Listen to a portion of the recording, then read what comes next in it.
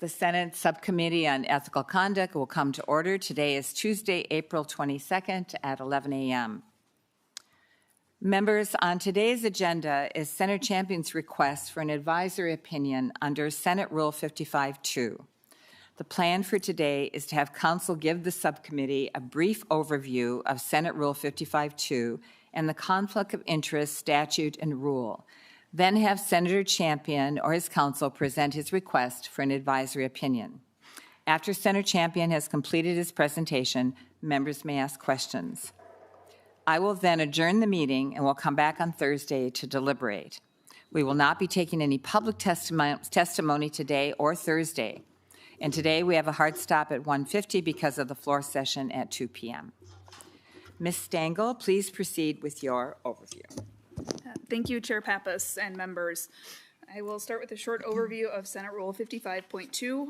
In your packets, you have a handout that has Senate Rule 55, Senate Rule 56, 57, and 58. In there, you'll see Senate Rule 55.2, which is the relevant rule for today.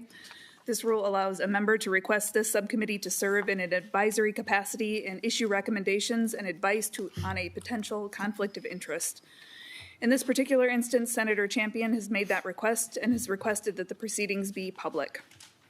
Any advisory opinion issued by this subcommittee may be used by Senator Champion as a defense to a complaint if it is adopted by this subcommittee at a public meeting.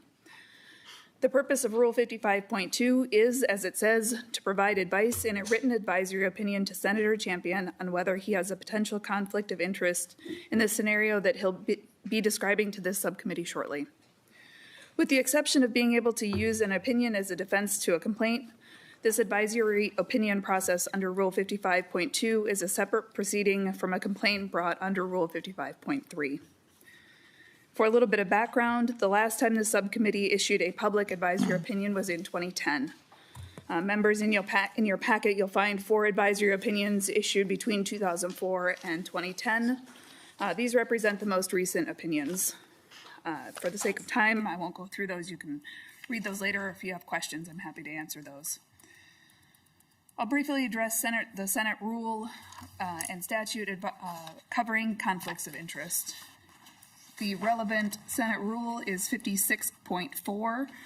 The heading for the rule is Standards of Ethical Conduct. 56.4 says, members of the Senate must disclose potential conflicts of interest in the discharge of senatorial duties as provided in Minnesota statutes, section 10A.07. A copy of the statute is also in your packets. Under the statutes, there are essentially 3 elements of a potential conflict of interest. First, a senator in the discharge of their official duties is required to take an action or make a decision. Second, the action or decision is on a matter which will substantially affect the senator's financial interests or those of an associated business.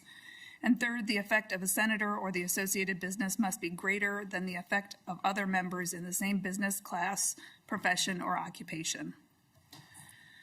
Under the statute, if a senator has a potential conflict of interest, the senator must take certain actions, including preparing a written statement, describing the matter, requiring the action or decision, the nature of the potential conflict of interest, and deliver that to the Senate President. If there isn't time to do so, the senator must orally inform the body of the potential conflict of interest. According to our Senate policies and the statute, the senator should not chair a meeting, participate in any vote, or offer a motion or discussion on a matter that may give rise to a potential conflict of interest. The Senate, at the senator's request, may excuse a member with a potential conflict of interest from taking part in that action or decision. The senator asking to be excused from the vote must make the request before the action is voted on or the action is taken. The senator is not permitted or is unable to abstain in the action. The senator must subsequently file a statement with the Campaign Finance and Public Disclosure Board describing what happened in that circumstance, and that statement must be filed within 1 week. Madam Chair, that is my overview. I'm happy to answer questions later. Are there any questions from members of the committee? For right now, then thank you, Ms. Stengel. I'd like to now invite Senator Champion and his attorney, David Soul. Please come forward to the testifiers table for your presentation of your request And before you begin, I'll administer the oath to you both. Please raise your right hand. You do swear that the evidence you shall give relative to the cause now under consideration shall be the whole truth and nothing but the truth, so help you. I do. Thank you. Thank you, Senator Champion. Please proceed.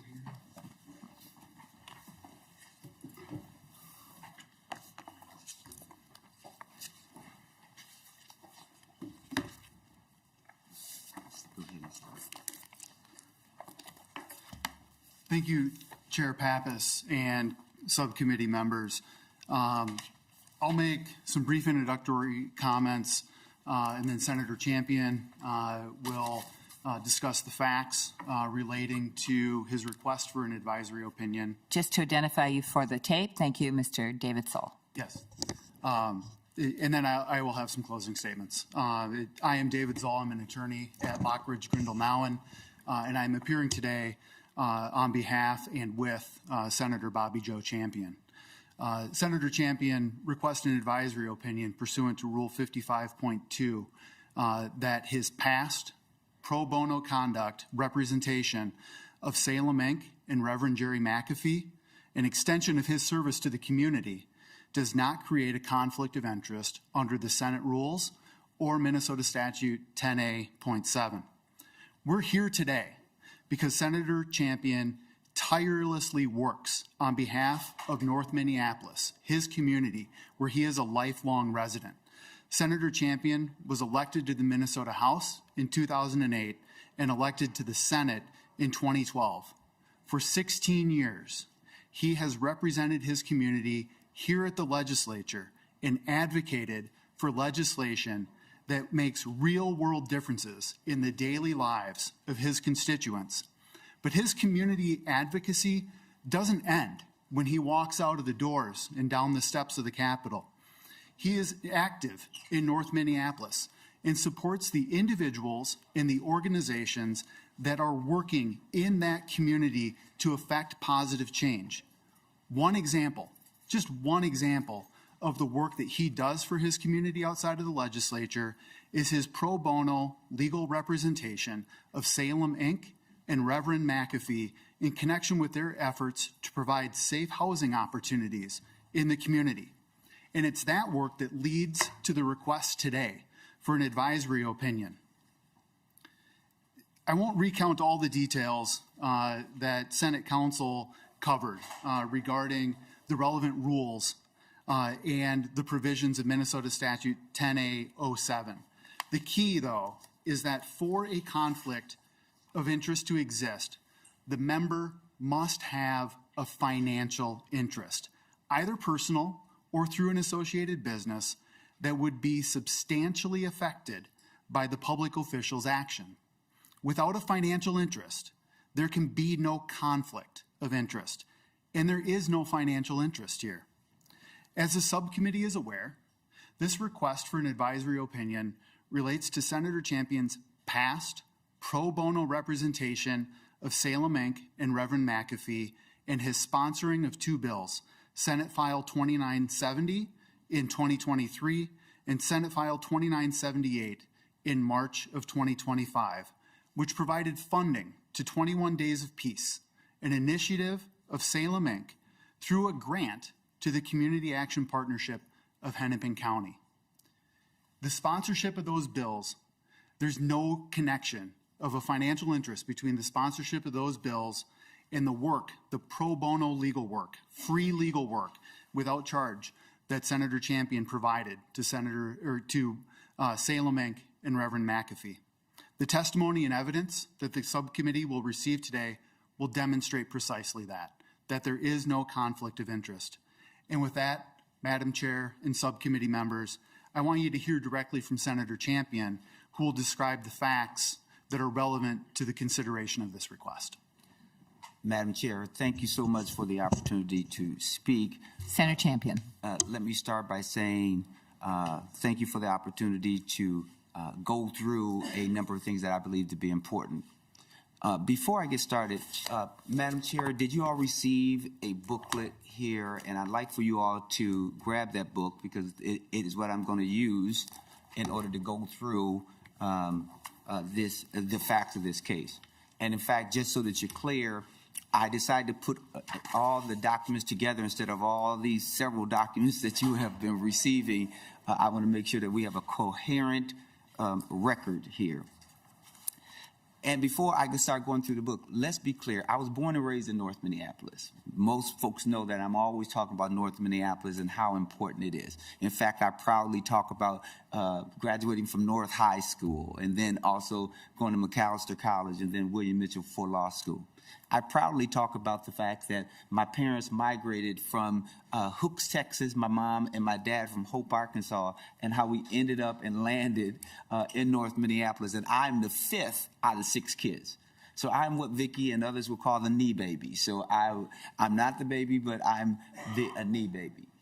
And growing up in North Minneapolis, it has always been important to me and taught to me and handed to me the importance of us being community. How do we work with each other? How do we talk to each other? How do we make sure that we are looking out and loving and caring for each other? That lesson is something that is always a part of who I am and will continue to be a part of who I am because that's who I am. And so if we could start here. Members, if you'll go to that black book that I asked you to look at and go to exhibit number 1.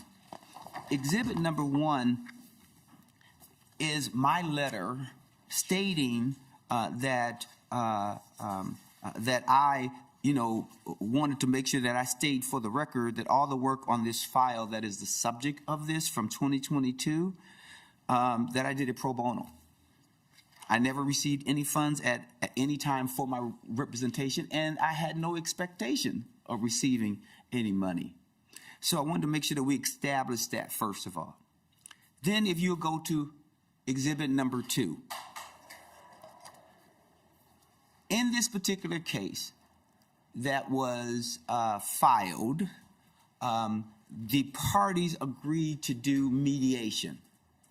You know that the court will sometimes say, hey, it's less expensive if you all can get together and really figure out what should happen with this case. So the first mediation happened on October 5th in 2022. So remember the year that we're talking about is 2022. And you'll see that this mediated settlement agreement just sort of captured what happened that particular day, talked about who the mediator would be, and it also talked about some resolution issues, but it also captured, which is very important, the signatures of all the individuals that was there, because that is a part of it to say, hey, here's our first mediated agreement. But they didn't reach resolution on that day. There's a lot of discussion that had to happen and continue. So as a result of that, you will see, if you look at exhibit number 3, which is the most important to me, exhibit number 3 is the mutual settlement agreement and release. Let me say that again. The mutual settlement agreement and release. Those words are important because this is when the parties resolved all the issues. They were clear what the payment structures were going to be, what was going to happen with different properties. And remember, this is a real estate foreclosure matter that I'm helping with. And to show you exactly what this is about, and remember, at the top of the page, it talks about this is effective as of the 7th date of October 2022. It named the parties. And it's important for you to remember and release, because I want you now to go to page number 3. If you go to page number 3 of that same document, page number 3 and number 2, the title is dismissal. This is important because it says, as a part of this agreement, the parties agree that each of the lawsuits shall be dismissed without prejudice and without attorney's fees and cost to any party by executing and filing as agreed herein. The stipulations for dismissal without prejudice and proposed orders for dismissal without prejudice attached here to as exhibits numbers 10 through 14. That's going to be important. So put a pin in that is what some people would say, because I'm going to come back to that exhibit number.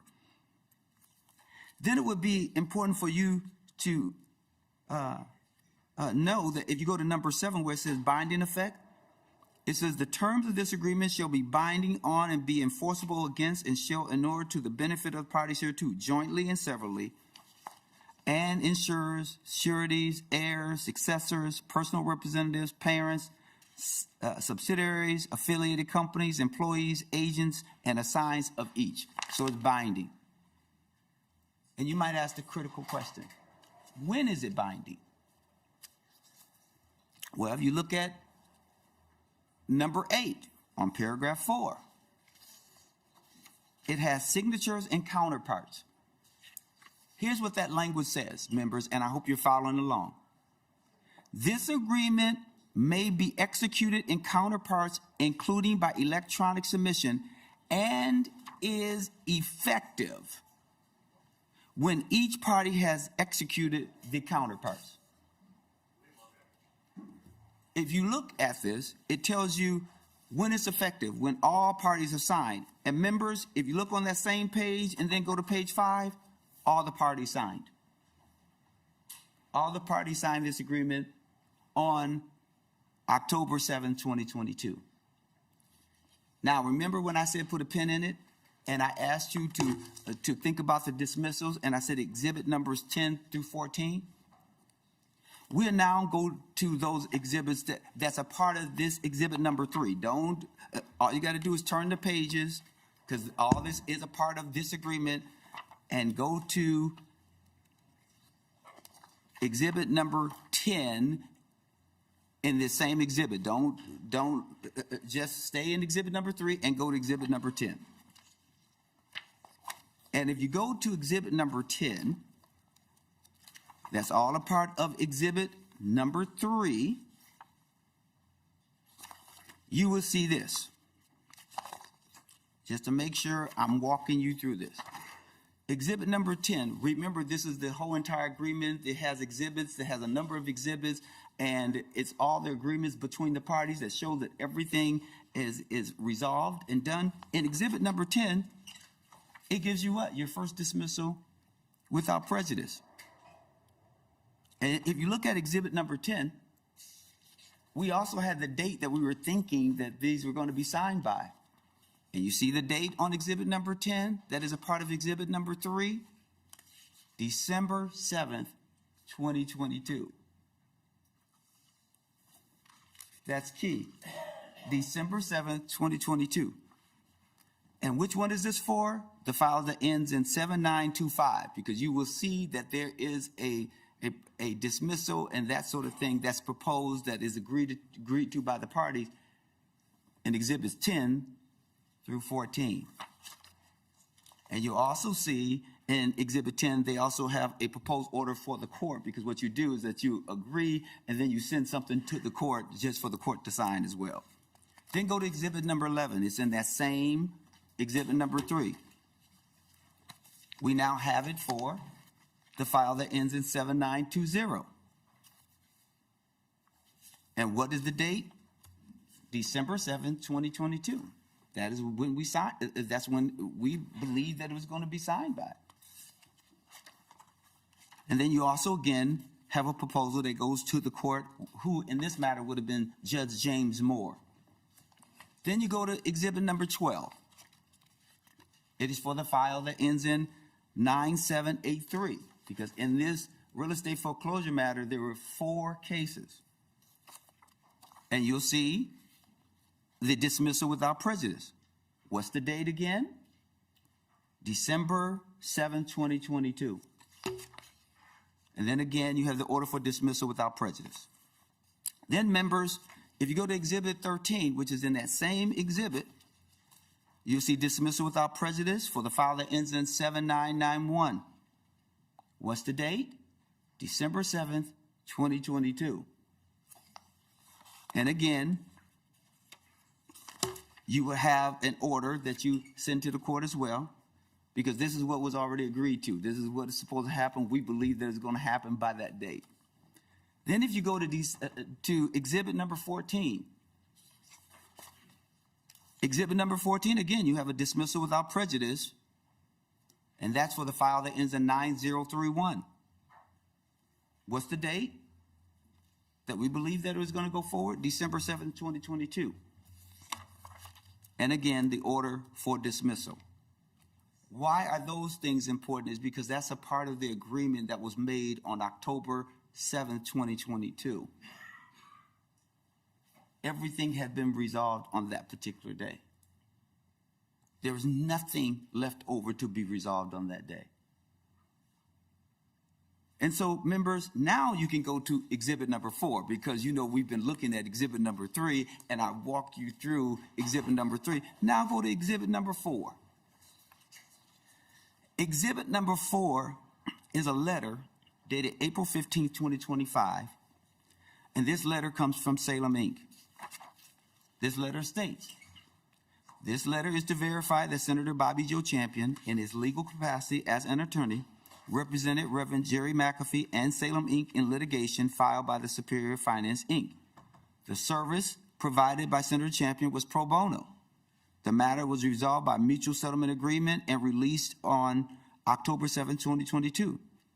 Senator Bobby Joe Champion did not provide any further legal services to Salem, Inc. or Reverend McAfee after that date. The only action required by the settlement agreement was for the plaintiff's attorneys to file orders for dismissals without prejudice on all cases related to the October 7, 2022 fully executed mutual settlement agreement and release. All further legal matters were handled by a hired attorney to represent Salem, Inc. and Reverend Jerry McAfee. For the matter that we are looking at and what was discussed on October 7, 2022, all my work had ended. Now, some of you might suggest that there were dismissals filed after those dates. Any work for filing dismissals is the responsibility of the plaintiff's attorney, not the respondent's attorney, because the plaintiff's attorney is the one who filed the initial lawsuit. We agreed to all the language. We know what those should say. So those orders for dismissal not done on those days by the plaintiff's attorney doesn't change anything for me, because all the work had been done and completed. I agreed to the dismissal in any shape, form, or fashion that you want to present it, because it's already done. It dismisses cases. It does not prolong the case. There's nothing else to work through. So that's what you'll see in Exhibit 6, where he filed them instead of December 7th on February 6th. You'll see, and I'll give you that file number just so that you are keeping track of this. 7920. He filed it on February 6, 2023. The file that, and then you'll see with Exhibit 7, you see that it's still the order for dismissal and prejudice and when that was filed. You also see with Exhibit number 8 that was filed. That's still the same case. Still February 7th. Then you see the next exhibit where there's the entry of dismissal. And then Exhibit 9 is for the case 9783, where he filed it February 6th. That's also reflected in Exhibit number 10 for that case, and which is the case that ends in 9783. And then if you look at Exhibit 11 is when the court entered dismissal on February 21st, 2023. Then if you look at Exhibit 12, again, dismissal that was filed there, but he filed it on, it appears to be February 6th again. And that is for the file that ends in 7991. And then, of course, you'll see that same corresponding information in Exhibit number 14 and Exhibit number 15. And then Exhibit number 16, it looks like there was an entry March 27, 2023, because the things have been filed and done earlier. Members, last but certainly not least, Exhibit 17 is for the case that ends in 9031, where he being the plaintiff's attorney, filed that on February 6, 2023. And then there was the order for dismissal that was done in that particular case as well. And that order for dismissal was done by the judge on March 31st, 2023. And then, of course, the dismissal. Members, the reason why I thought it would be important to methodically go through these cases and to talk about them is because as the respondent's attorney, I was not responsible for, and nor am I criticizing the plaintiff's attorney, because I'm not criticizing him, because he filed the dismissals after the dates that we contemplated, but he filed the dismissals pursuant to the October 7, 2022 agreement. After that date, I had nothing else to do with the case because there's nothing for me to do. Not to review anything, not to discuss anything, because it was done. So when I put forth the bill in question in 2023, it was vastly different from a real estate foreclosure issue because that had nothing to do with the bill. The bill I responded to was because there was excessive violence that was happening in my community. That's been happening for a long time, where people were dying. Babies were getting shot. We knew there needed to be intervention in some shape, form, or fashion, and that's what happened. And to respond to that, we put forth this job / community intervention initiative. Not only to stop the violence, but also to encourage the people who were working, because hopefully they would think about a job, a career in law enforcement or mental health or in chemical dependency, whatever it is. That's what happened. Wasn't anything else. And I, at the end of the day, was in the same financial position when I started the case, when I ended the case, with zero. My financial position did not change. I didn't expect it to change because a part of what I do is to respond to my community, as other senators do, other part-timers do. So I'll stop and pause there, and I'll turn back to my counsel, and then I'll be prepared to answer any questions that this committee has.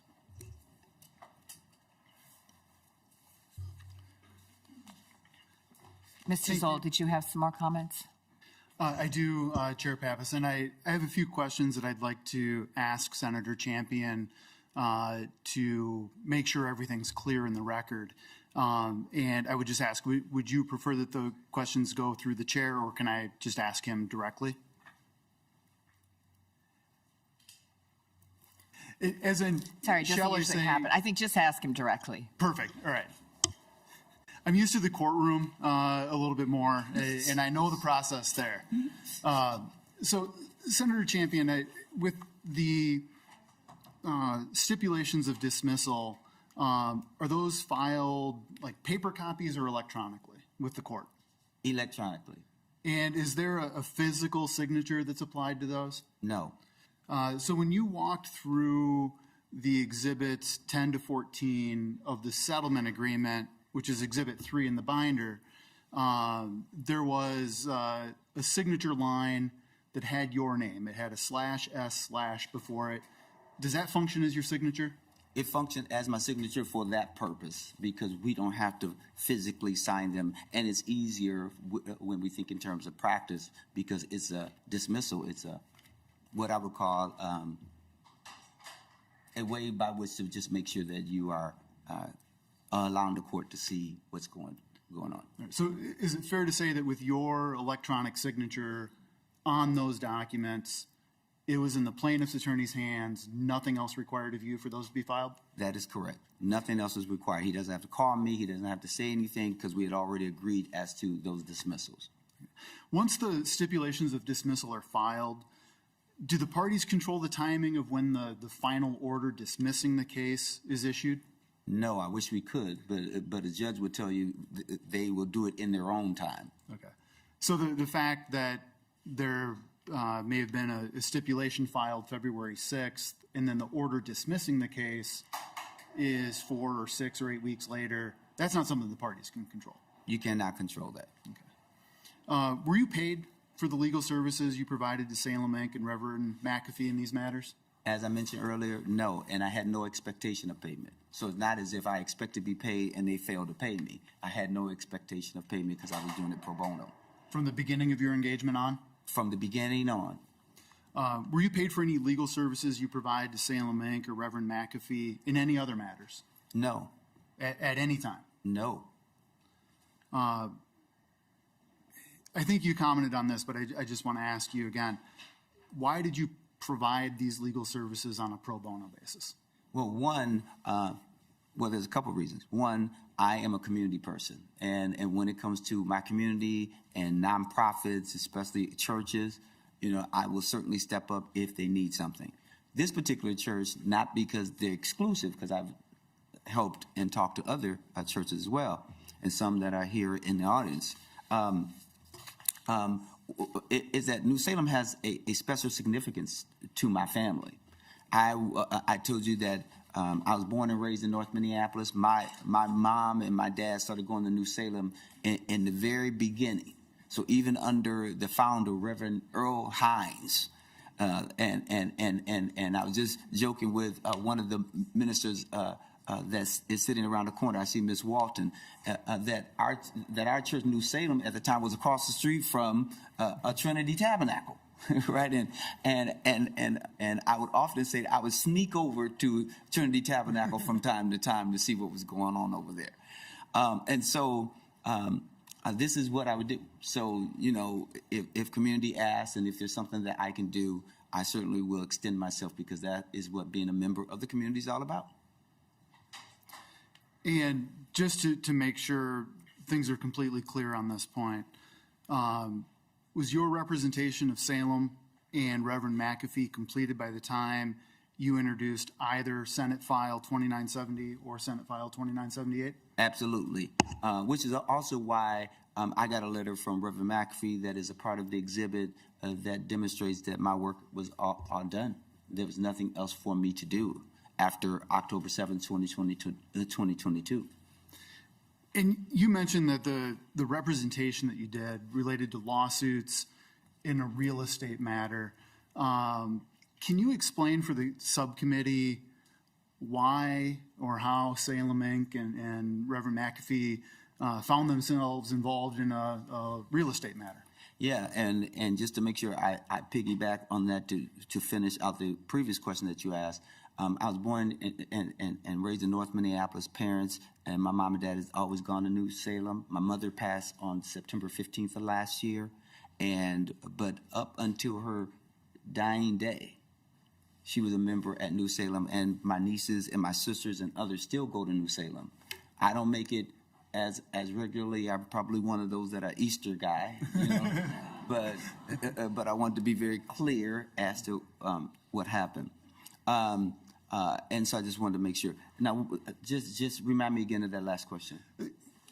What was the nature of the real estate matter? And I think of Salem Inc., I think of a church. I think of Reverend McAfee, I think of a reverend. I don't think of real estate brokers. So what's the nature of that matter? Without over-talking you, sorry about that. One of the things that New Salem has been involved with is providing housing, trying to close the gap between African Americans and other members of the majority community.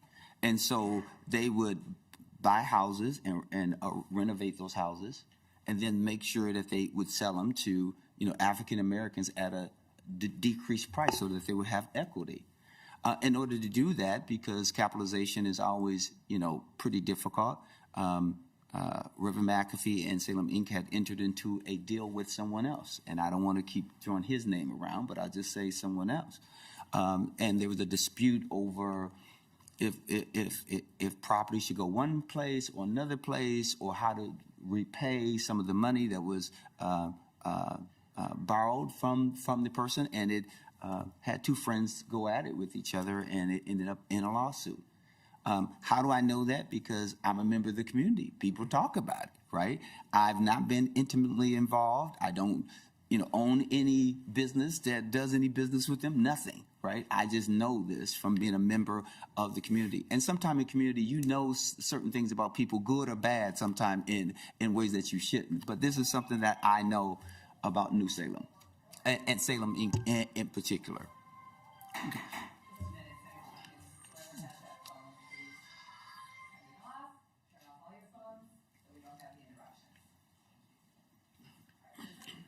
Thank you.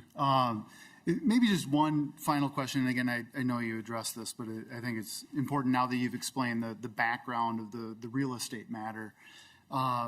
Did the subject matter of the two bills that we're talking about here relate in any way to the efforts of Salem and Reverend McAfee to help close that housing gap?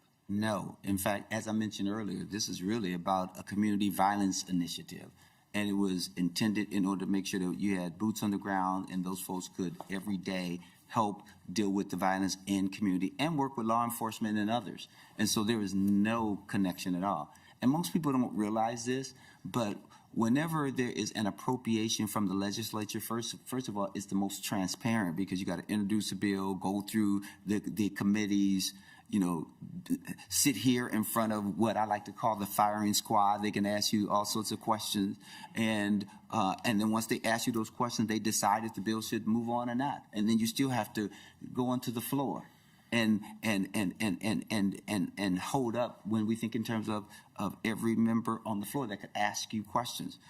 And the same process is happening in the House. And in the event that the House and Senate bills don't match up, you now have to go in the conference committee. So now when you're in conference committee, you're in another firing squad. So people ask you a ton of questions before a decision is made as to whether you would get the majority of legislators to support that bill, and then hopefully it would move on for the governor to sign it. But it doesn't stop there, because even if you get a direct appropriation, most people think if I say, if the bill says that you get $1 million, most people think that we write a check for $1 million and give it to the agency. That's not what happens. The agency, as well as the organization, and in this case, it was Community Action Partnership of Hennepin County, has to agree on a contract and what the metrics and measurables will be. And then they say what needs to happen in order for you to be reimbursed for any money. So now you got to go out and do the work. You got to put the money up front. And then you submit an invoice, and then the agency decides if you met the responsibilities. And if you did, they reimburse you. But if you're not, you don't get any money at all. So it's just a layered notion of what we attempted to do in order to make sure that this community violence prevention initiative was something that we all could benefit from. Just two more questions. Did you believe at the time you introduced either Senate File 2970 or Senate File 2978 that you had a conflict of interest? No. In fact, one, I never received any money, but two, I thought, routinely that the dismissals have been filed and you just go on. And that's what you thought at that time. As you sit here today, do you believe you had a conflict of interest with either Senate file? Absolutely not. Okay. Chair Pappas and members of the subcommittee, I just have some brief closing summation remarks. Senator Champion's representation of Salem Inc. and Reverend McAfee does not and did not create a conflict of interest with respect to his sponsorship of Senate Files 2970 and 2978 for two separate reasons. First, the representation was provided on a pro bono basis, and therefore Senator Champion had no financial interest in Salem Inc. relating to that representation. Second, Senator Champion's representation was completed, as he noted, prior to the introduction of either Senate file. The pro bono representation is provided without a charge to the client. It is free. The attorney receives no compensation for those legal services provided to the client. It is a duty that lawyers have. under the rules of professional responsibility to provide pro bono service. As part of the honor of being able to serve in this profession that Senator Champion and I share, we have a responsibility to provide pro bono services to help support the communities and the people who can't afford access to the courtrooms. That was what he was doing. He was carrying out that responsibility and doing it without compensation. It's conceivable that there could be a situation where a member who is an attorney or another professional has a client with outstanding bills, and that such a member could benefit indirectly if the client receives funds from the state. That makes it easier for the client to pay the outstanding bills. But that circumstance does not exist here because there were no legal bills, let alone outstanding legal bills, related to this representation. It was provided for free. And where there is no compensation provided for the legal services, there can be no financial interest that could give rise to the potential conflict. This conclusion is consistent with the advisory opinions represented by Senate Counsel Stengel from 2004, 2008, and 2010. I know she didn't go through those in details, but members, if you have the opportunity to review those, you will find the analysis is essentially the same. There was no financial interest of the senators who requested those advisory opinions, and therefore the subcommittee at those times concluded that there was no conflict of interest. The second point is Senator Champion represented Salem Inc. and Reverend McAfee in connection with 5 related lawsuits on this real estate foreclosure matter. All 5 were addressed in mediation before Tim Cook on October 5th, and the parties reached a settlement that day. They signed a mediated settlement agreement on October 5th, and then a full mutual settlement agreement and release was signed on October 7th, 2022. That was it. It was done. Both agreements provided that the plaintiff, not Salem Inc. or Reverend McAfee, was responsible for filing the stipulations of dismissal. I'd point in particular to paragraph number 3 of exhibit number 2 that says specifically, grants counsel shall prepare and circulate stipulations and propose orders for filing with the court in each of the 5 lawsuits. It was the plaintiff's responsibility, which the plaintiff carried out on February 6th to ensure that these matters were fully dismissed. The work was done before any of the Senate files at issue with this request were ever brought to the floor, brought to Senator Champion's committee. As the subcommittee prepares to consider this request, I recall Senator Champion's comments regarding the importance of being a community, a lesson that is at the core of who he is. Members, we are here because Senator Champion is a proud member of his community and advocates for North Minneapolis here at the legislature and in his professional life. That's why we're here, is because of his commitment to provide that pro bono service to help close the housing gap, not because of any financial conflict of interest. There is no conflict of interest. The pro bono representation does not and cannot create a financial interest, and Senator Champion's representation of Salem Inc. and Reverend McAfee was completed prior to the introduction of the Senate files. Accordingly, Senator Champion respectfully requests of the members an advisory opinion pursuant to Rule 55.2 that Senator Champion did not have a conflict of interest with respect to Senate File 2970 or 2978. Thank you, Mr. Zoll and Senator Champion. Members, if you have any questions, we'll proceed with those now. But before I open the floor to questions, I'd like to remind the subcommittee that Senator Champion has requested the subcommittee to serve in an advisory capacity under Senate Rule 55.2 and to issue a recommendation and provide its advice as to whether he has a potential conflict of interest. There is no disciplinary aspect of this process. There is a separate proceeding from the complaint brought by Senator Kroon against Senator Champion, but we're not talking about that complaint today. There's a hearing scheduled to determine probable cause on Friday, May 2nd to handle that matter. Members, are there any questions for Senator Champion? I have one while you're thinking. Senator Champion, just curious, approximately how many hours of pro bono work did you provide in this situation? Do you keep track of your hours? Madam Chair, the number of hours, it was probably like 40 hours, if not 50 hours. I can think of just at least one of the mediation days being like 12 to 13 hours, right? And then the other, work around the clock in order for them to be able to come to some agreement. It's a lot of time that I spent on that case. Okay, thank you. And then I just had another question about Senate Bill 2970, the 2023 bill. Did that pass and become law? And could you say again, I think you referred to it a little bit, what was that funding for? Was that in what bill? Was it part of a bigger bill? Could you just talk a little bit more about that bill? Yeah, thank you, Madam Chair. It was for, as I mentioned, a job/community violence prevention strategy that came through the jobs bill, and it also required us to not only speak about it in our committee, but also in conference committee, because the House didn't knew about it, but they wanted to have more information about it. So they required not only Reverend McAfee, but also Lisa Clemens and others to come in and testify. So it was a part of a omnibus bill Senator Champion, so the appropriation was to Salem Inc. and what? No. Who was the appropriation to, and what was the amount? The appropriation was to Community Action, a partnership of Hennepin County. Okay. And the amount was $6 million, not just for Salem Inc. There was a sharing of $3 million for Mother's Love and $3 million for 21 Days of Peace.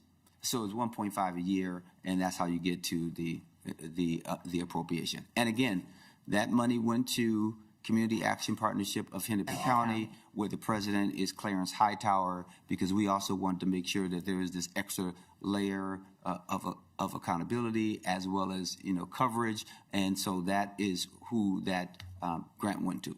Okay, thank you. Questions from the members? Senator Miller. Thank you, Madam Chair. Just a follow-up then, Senator Champion. Was the amount for Salem Inc. designated in the bill, and it just went to the other organization and as a pass-through, or Salem Inc. was not listed in the legislation at all? So, Madam Chair, Senator Miller, if my memory serves me correctly, it was for 21 Days of Peace. That's how it was named, if my memory serves me correctly, and then also to A Mother's Love. So Community Action Partnership was the pass-through. They entered into the agreement with DEED in order to make sure that all the information supplied and needed, they were the bridge between the agency and the other organizations to really make sure that they adhere to DEED's DEED's criteria. Members, Ms. Carlson will send you copies of the bill so you don't have to search for them in a later email. Senator Miller, any more questions? Yes, Senator Kunish. Senator Champion, when you talk about the pro bono work that you do, is this a unique situation, or has this been a pattern or a practice of yours from the very beginning of your law practice, and does it continue today? Can you talk a little bit about what your pro bono work looks like, and what sort of issues you feel urged to provide that no-cost legal support? Senator Champion. Madam Chair, and thank you, Senator Kunis. So let me start out wide or granular and then get more narrow. So our profession really encourages us as attorneys to do pro bono work. In fact, they like to ask how many pro bono hours did you provide? But that's always been who I am. So even before the Minnesota Supreme Court or the board or others, required it, I would do it for my community. What that looks like is that if there's a nonprofit or if there's especially like a church that would ask me a legal question, if I could answer, I would. If I need to step in and help, I would. I've also done it for a nonprofit that I could name that's a chemical dependency organization when there was a lawsuit and they're a 48-year organization in our community. They got a lawsuit because their ceiling fell on a client. They called me and said, hey, we're being sued, and I'm supposed to respond in 20 days, and 17 of those have passed already. Can you help me figure out what I need to do? Senator Champion, just a minute. I know it's hard not to respond, but we'd appreciate it if you wouldn't make any response to the audience. Thank you. And so they said, what are we supposed to do? And I said, okay, I'll file an answer just so you preserve your right. And then I did that. And then immediately I went into consultation with them. I said, do you have insurance? They said, yeah. I said, okay, you got to file a claim.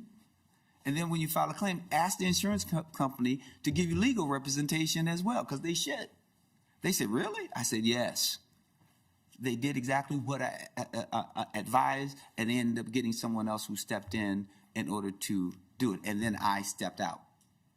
So that happens in the community, and I've always done pro bono work, and I try to make sure that it's separated and there's no, challenges at all. That's a part of what I do. Any other questions, Senator Matthews? Thank you, Madam Chair. Guess the only question I'd have for Senator Champion, in hearing everything we've walked through today, both you gentlemen are well aware that under lawyers' rules of professional conduct, your ethical obligations to clients don't end at the conclusion of cases, that it's ongoing even afterwards. And that would be true for pro bono as well. So the question I have is, in the committee hearings, which I've not been able to review yet, the committee hearings in 2023 or in 2025 about the bills in question, was there ever even an oral comment made about this entity being a previous pro bono client, even as short or as passing as just a notification of here's a prior relationship that we had? Or if not, is that something, Senator Champion, that you would potentially do in the future should a situation like this ever arise again? So, Senator Champion. So, Madam Chair, Senator Matthew, thank you for the question. One is that there are no violations of any ethical rules. And in fact, when someone's put in the ethical complaint, which is for a separate date and time, you still have the same responsibilities if they're a paying client or a pro bono service. The service and what you give someone never changes.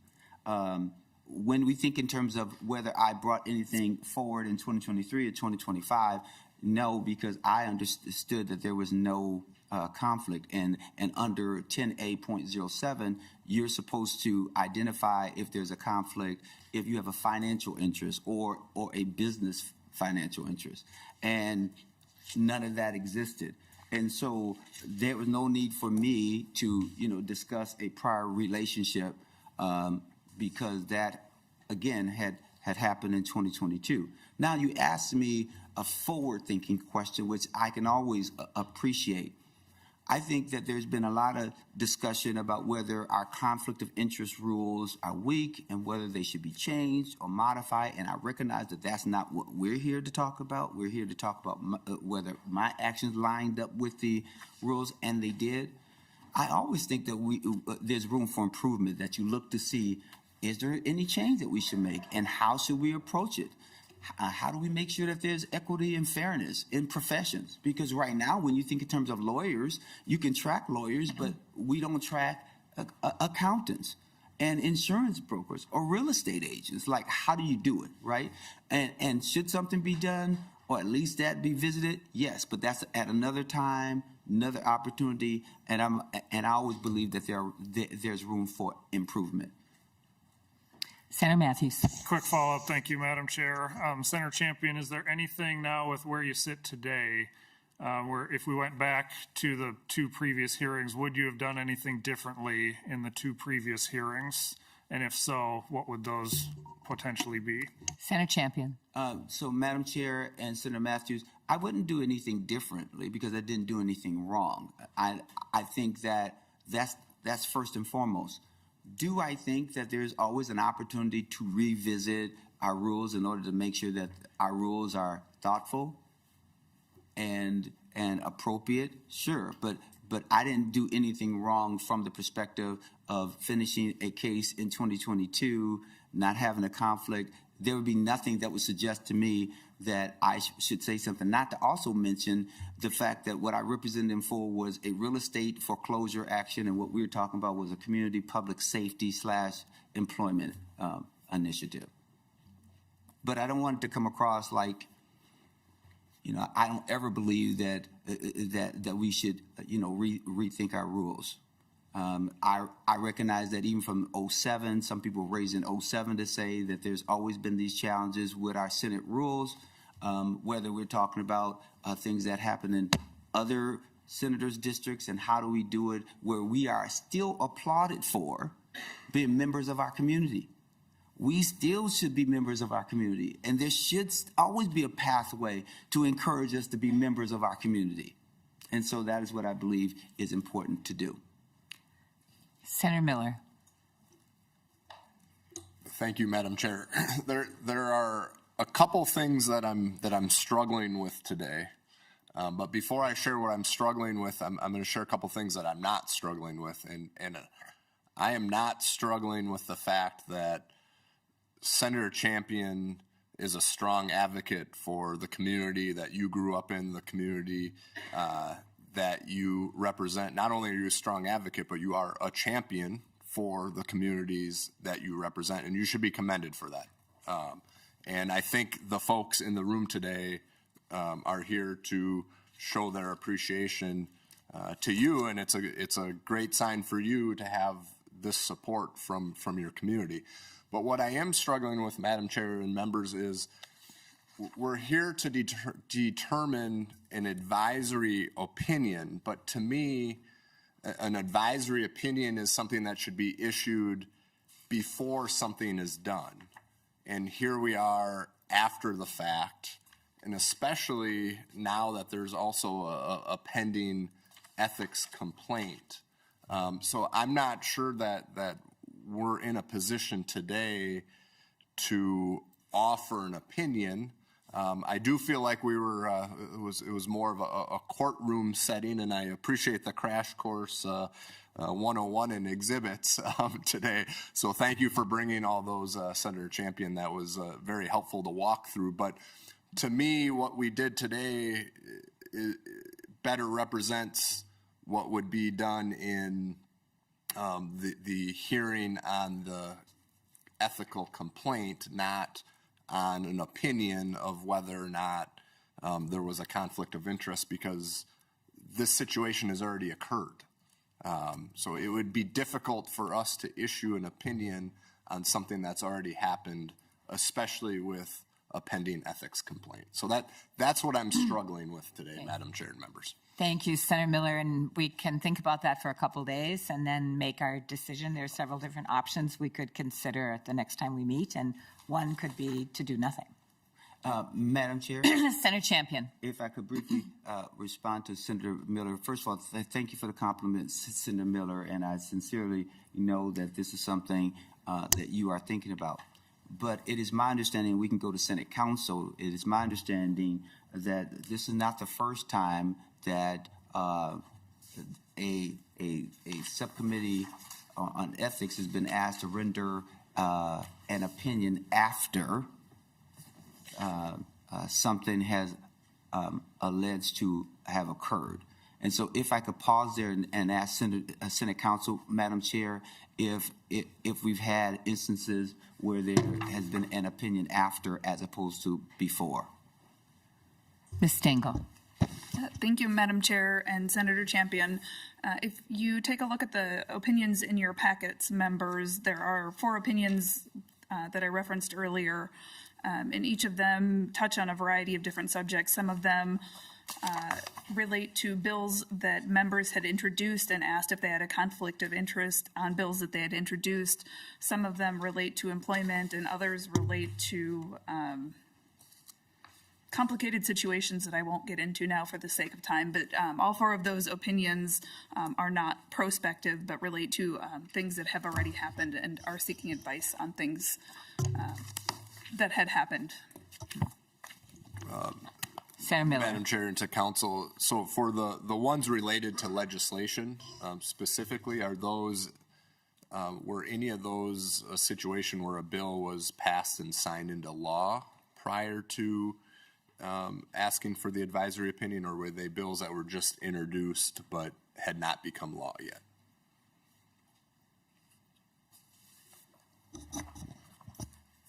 Ms. Tingle, sorry. Madam Chair and Senator Miller, I need a minute to consult my notes. I know in at least one of the situations, it was about introduced bills, but there was another one that was more complicated, and I don't recall if the bill was enacted or not.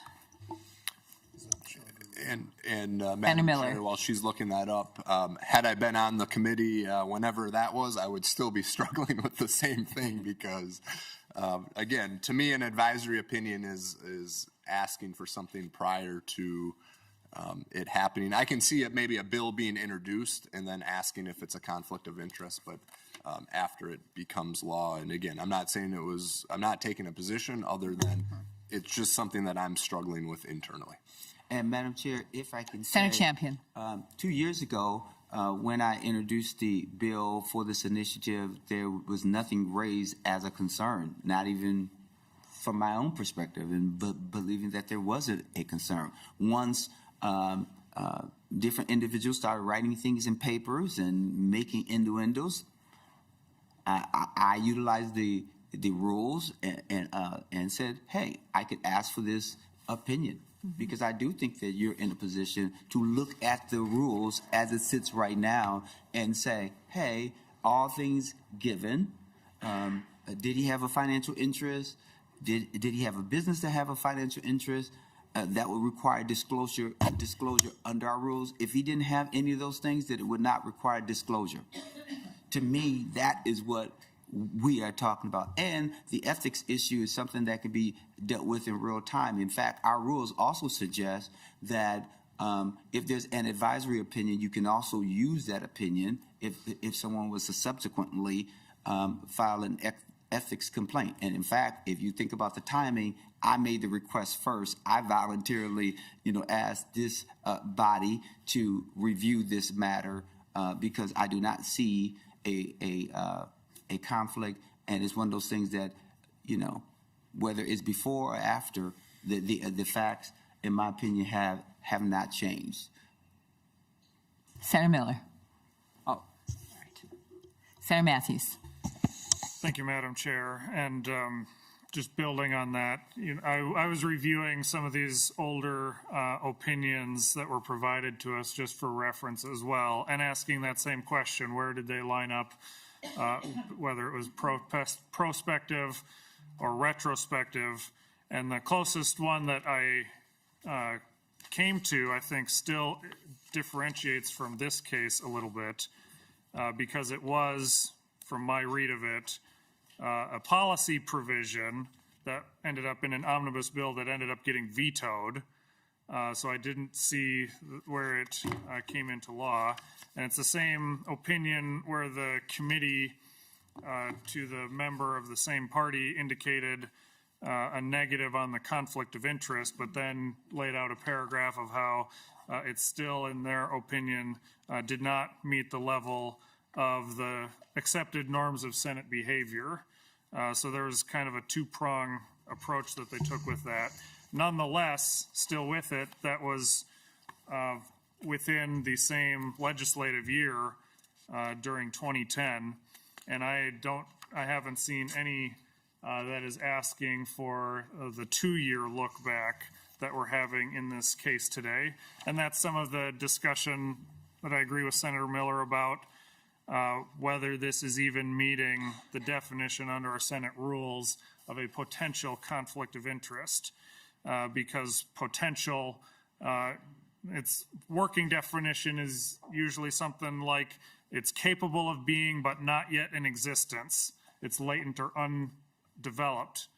and that's not at issue with the case, and I don't think that any of the prior opinions necessarily met that standard either, because it appears it was either bills that ended up getting vetoed or it was in the process, such as a member who had introduced a bill and then wanted to check on anything before any final determinations were made, oftentimes with no final determinations being made.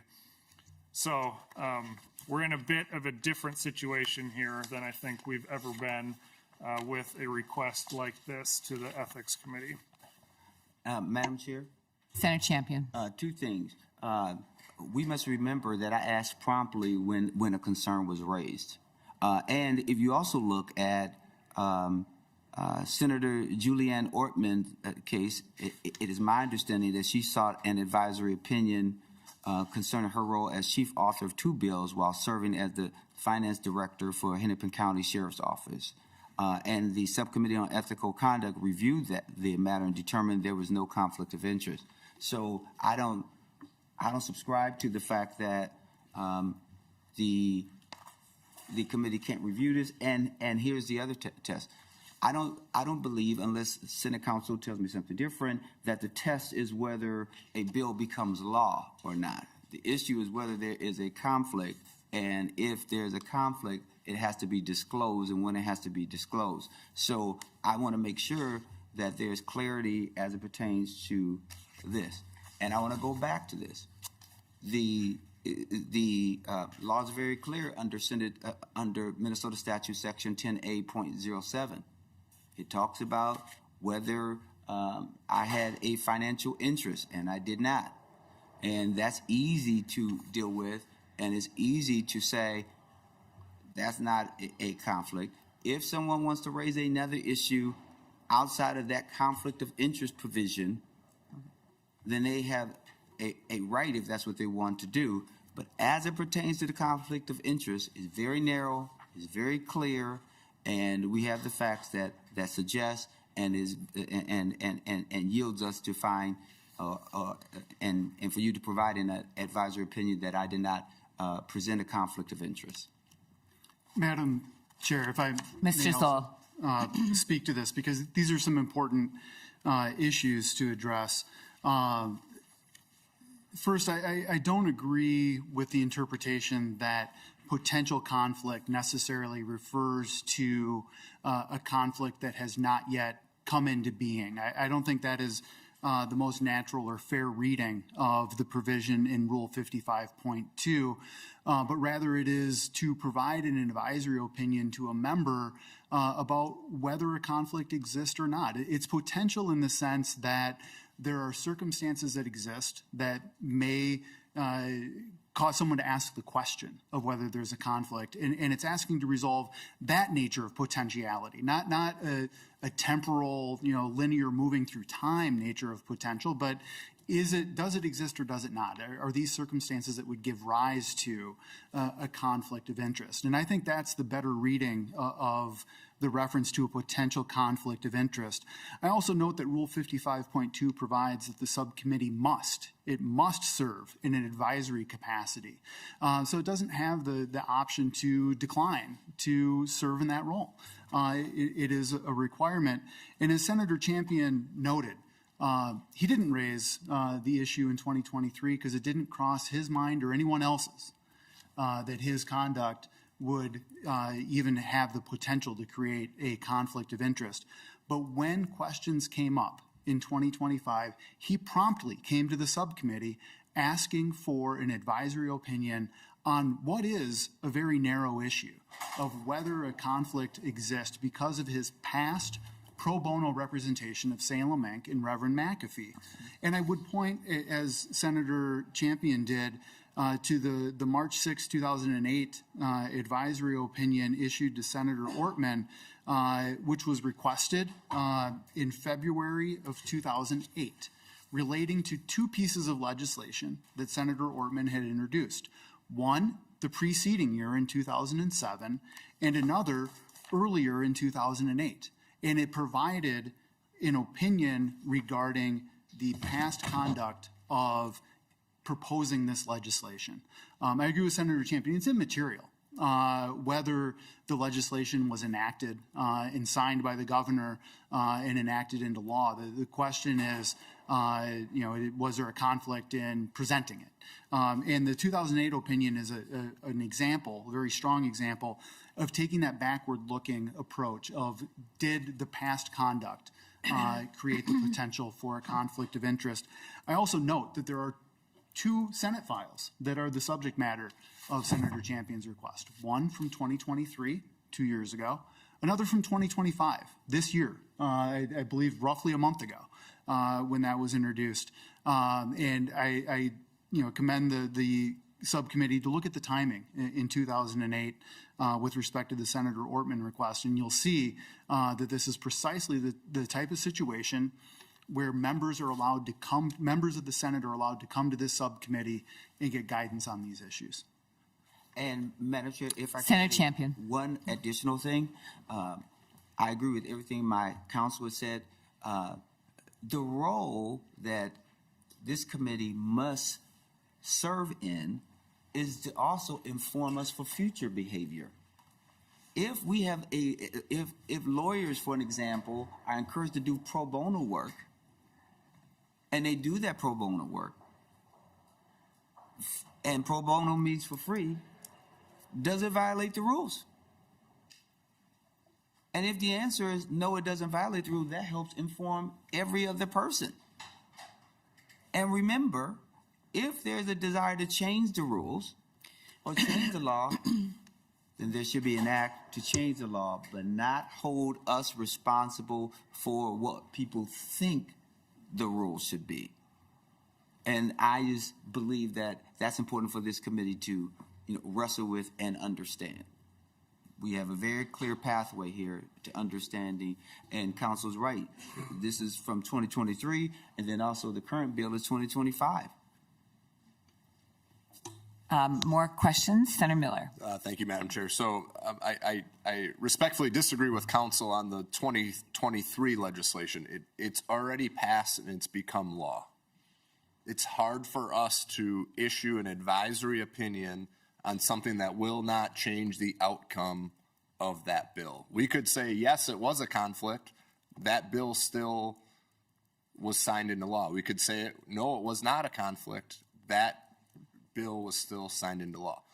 I do agree that if there is pending legislation in front of the Senate right now, that is the correct time to issue an advisory opinion. So if we are also considering legislation for 2025, then the timing on that, in my opinion, the timing is right on that. But I'm still, and maybe it's just me, maybe I'm the only member and it's my opinion, but I'm still struggling with issuing an advisory opinion on something that happened 2 years ago on a bill that was passed, became law, and the money's already been appropriated.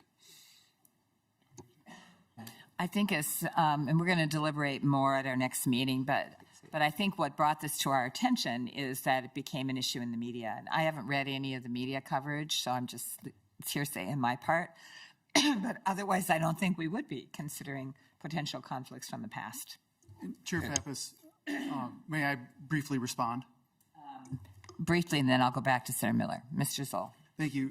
Senator Miller, I understand the concern that you articulated, but I'd note that in no circumstance would action that the subcommittee takes on an advisory opinion affect a bill that has passed or not. It might inform the way the members debated on the floor, but whether it's in the nature of an advisory opinion or responding to the pending complaint, it doesn't change what happens with that legislation. So I think that the focus on the outcome of the legislation is, I understand your concern, but I think it is misplaced in this circumstance where the issue is resolving whether or not there was an ethical conflict. And I would also suggest that if it is the view that the legislation must remain pending, that would apply also in the nature of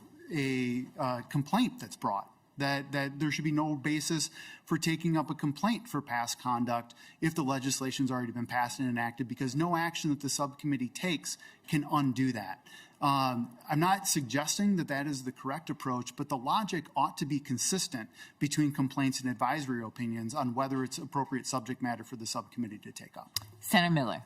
Thank you, Madam Chair. We'll have to agree to disagree on that. Or again, it's not necessarily a disagreement. It's just how it's something that I'm struggling with as a member of this committee. I do want to just point out to Madam Chair that I'm not sure if members were consulted on the date for May 2nd, but as a part-time citizen legislature, I have other commitments. I will try to change them if I can, but this is the first time I've heard about the May 2nd date. That might be a mistake on my staff or our office's part, but I'm not sure that date works for me, but we can communicate offline about that. Any other questions? Madam Chair, the one thing Champion. that I want to underscore is the fact that my counsel logically is correct. What brought this matter forward was because of articles, even the allegation in the ethics complaint was them raising past conduct that they believe was a problem. And so it just seems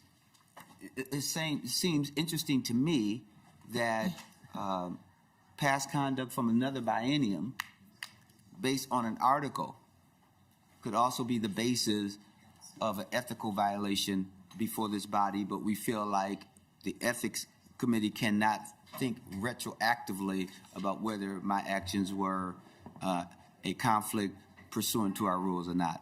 I'm just concerned about it all, and I think that we should do nothing to cause a chilling effect on the work that we do, and that I do think that I did nothing wrong then, and I did nothing wrong now.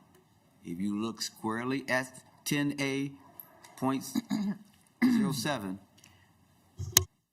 there is no conflict, and therefore there is no reason to disclose anything, either the past or the present. Thank you, Senator Champion. If there's no further questions, we'll look into that Friday, May 2nd date. That is a session day, I'm told. And that we're looking for, I don't understand that note. Never mind. So we are going to meet on Thursday at 11 a.m. in this room to continue the deliberation. Thank you very much. We're adjourned. Thank you. Thank you.